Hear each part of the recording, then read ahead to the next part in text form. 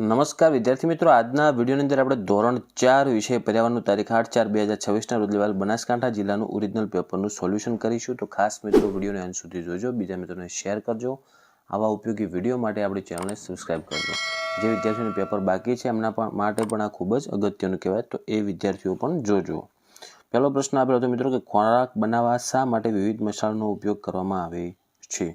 તો એમાં જવાબ લખવાનો, ખોરાકને સ્વાદિષ્ટ અને સુગંધિત બનાવવા માટે વિવિધ મસાલાઓનો ઉપયોગ કરવામાં આવે છે. મસાલા નાખવાથી ખોરાકમાં રુચિ વધે છે અને કેટલાક મસાલા ખોરાકને પચવામાં પણ મદદરૂપ થાય છે. બીજો એના અથવામાં આપેલો હતો, જો મસાલાનું નામ, એનો રંગ અને સ્વાદ, તો કે લવિંગ, તો એનો રંગ કેવો આવે? કાળો. અને એનો સ્વાદ કેવો આવે? તો કે તીખો. બીજું છે હળદર, તો એનો રંગ આવશે પીળો, સ્વાદ આવશે તુરો. ત્રીજું મરી, તો રંગ કાળો અને સ્વાદ તીખો. પછી કયું પક્ષી શિકારને પંજામાં પકડીને ઊંચકીને લઈ જઈ શકે છે? તો તમે લખી શકો બાજ પક્ષી, અથવા ગરુડ પણ લખો તો ચાલે.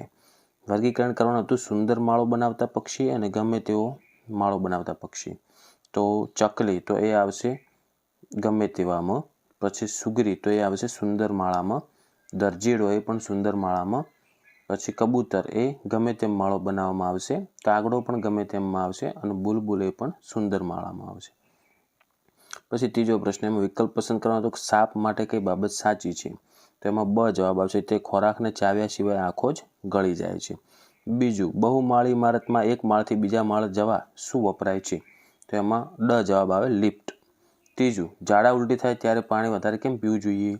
તો ક જવાબ આવશે, શરીરમાં પાણી ઓછું ન થઈ જાય તે માટે. ઓકે. પછી પહેલો છે, તમારા ઘરની નજીક કઈ કઈ જાહેર સુવિધાઓ આવેલી છે? તો એમાં જવાબ આવશે ગ્રામ પંચાયત, પ્રાથમિક શાળા, પોસ્ટ ઓફિસ, સરકારી દવાખાનું, દૂધની ડેરી વગેરે. બીજું છે, રાજુને તેના પિતાને કયા કયા કામમાં મદદ કરી? તો રાજુએ ખેતરમાં જમીન પોચી બનાવવામાં, ડુંગળીના પાકને લણવામાં અને તેને કોથળામાં ભરવામાં મદદ કરી. કુંભાર નીચેનામાંથી કયા સાધનનો ઉપયોગ કરતો નથી? તો એમાં સાચો ક્રમ પ્રમાણે આપણે જવાબ આવશે બ, કે લાકડી, સંચો અને રંધો. ત્રીજો પ્રશ્ન, પાટણનું શું પ્રખ્યાત છે? તો પાટણના પટોળા પ્રખ્યાત છે. પછી કે તે કોણ બનાવે છે? તો તે સાળવી પરિવારો દ્વારા બનાવવામાં આવે છે. પાંચમો પ્રશ્ન, ડુંગળી કાપવા વપરાતું સાધન? તો એમાં જવાબ આવશે ઇલીસ. ઓકે. બીજો છે, નીચેનામાંથી કયો ખોરાક આપણે રાંધીને ખાતા નથી? તો એમાં જવાબ આવશે ડ, કચુંબર. ત્રીજો, દિવ્યા અને સ્વસ્તિકે ગુરુદ્વારના રસોઈ ઘરમાં કઈ કઈ પ્રવૃત્તિઓ થતી જોઈ? તો તેમણે જોયું કે ત્યાં મોટા વાસણોમાં રસોઈ બની રહી હતી, ક્યાંક દાળ અને શાક રાંધવામાં આવતા હતા, તો કોઈ જગ્યાએ રોટલીઓ વણાતી અને તવા પર શેકાતી હતી. છઠ્ઠો પ્રશ્ન, મને ઓળખી મારું નામ બતાવવાનું છે. પાતળીને નાની હું તો લીલીછમ, મુખવાસને શરબતમાં લાવી દઉં દમ, બોલો હું કોણ? તો એમાં જવાબ આવશે વરિયાળી. બીજું છે, મસાલાવાળી ભાખરી બનાવતા કયા કયા મસાલા કણકમાં નાખવામાં આવે છે? તો એમાં ડ જવાબ આવશે, આપેલા તમામ. પ્રશ્ન 7 હવે જુઓ આગળ, કે ધારાને બહાર ગામ જવાનું હોવાથી તેના માતાજી તેના માટે જલ્દી ન બગડે ને તેવું ફળ ખરીદવા માગે છે, તો શું ખરીદશે? તો એમાં જવાબ આવશે મિત્રો બ, જામફળ. ઓકે. પછી બ આપેલો છે કે તમારા ઘરે તમે ક્યારે ઉઠો છો અને ઘરકામમાં માતા પિતાને કઈ કઈ મદદ કરો છો? તો તમારે તમારી રીતે મિત્રો એ લખવાનું હતું એનો. ઓકે. પછી આગળ પ્રશ્ન બીજો આવેલો છે, શિયાળા, ઉનાળા અને ચોમાસામાં કયા કયા ફળો આવે છે તેની યાદો બનાવો. તો જુઓ, શિયાળામાં મિત્રો જામફળ, બોર, ઉનાળામાં કેરી, તરબૂચ અને ચોમાસામાં જાંબુ, સીતાફળ વગેરે તમારા ફળ લખવાના હતા. પ્રશ્ન 8, કે અબુ ધાબીમાં જે પૈસાનો ઉપયોગ કરે છે તેને શું કહેવાય? તો એનો જવાબ આવશે મિત્રો દિરહામ. પછી સિક્કાઓનું અવલોકન કરો ને આગળ પાછળની બાજુ મુજબ તેને જોડવાનો હતો, કયો સિક્કો કયા ક્રમનો છે.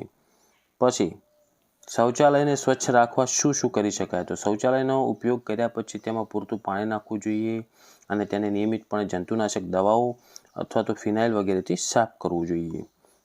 પછી જો આગળ આપેલ છે કે ઉત્તરાયણના દિવસે બનાવવામાં આવતું ખાસ શાક કયું? તો એમાં બ જવાબ આવશે, ઊંધિયું. નીચે આપેલા પ્રસંગો પૈકી કયો સમૂહ ભોજન પ્રસંગ નથી? તો એમાં ક જવાબ આવશે કે લારીએ ચાટ પૂરી ખાવી એ સમૂહ ભોજન પ્રસંગ નથી. પહેલું છે, રીતુ મામાના ઘરે જતા કેમ ડરે છે? તો તમારા પાઠના જે પ્રશ્નો છે એના મુજબ તમારે એનો જવાબ લખવાનો હતો. હવે 10મો જુઓ, સ્ટેચ્યુ ઓફ યુનિટીની પ્રતિમા કયા જિલ્લામાં આવેલી છે? તો બ જવાબ આવશે નર્મદા. પછી બનાસકાંઠા જિલ્લામાં મારું અભયારણ્ય આવેલું છે, તેમાં ક આવશે રેન્જ. પછી ત્રીજું છે બનાસકાંઠા જિલ્લાનું મુખ્ય મથક કયું છે? તેમાં ડ જવાબ આવશે પાલનપુર. ચોથું, સૌથી ઓછી વસ્તી ધરાવતો જિલ્લો કયો છે? તો બ જવાબ આવશે ડાંગ. ઓકે મિત્રો, તો આ થઈ ગયું આપણે ધોરણ 4 પર્યાવરણ ઓરિજિનલ પેપર છે એનું સોલ્યુશન. તો આશા રાખું છું કે વિડીયો તમને ઉપયોગી બન્યો છે. તો વિડીયોને લાઇક કરો, બીજા મિત્રોને શેર કરો, આવા ઉપયોગી વિડીયો માટે આપણી ચેનલને સબસ્ક્રાઈબ કરજો.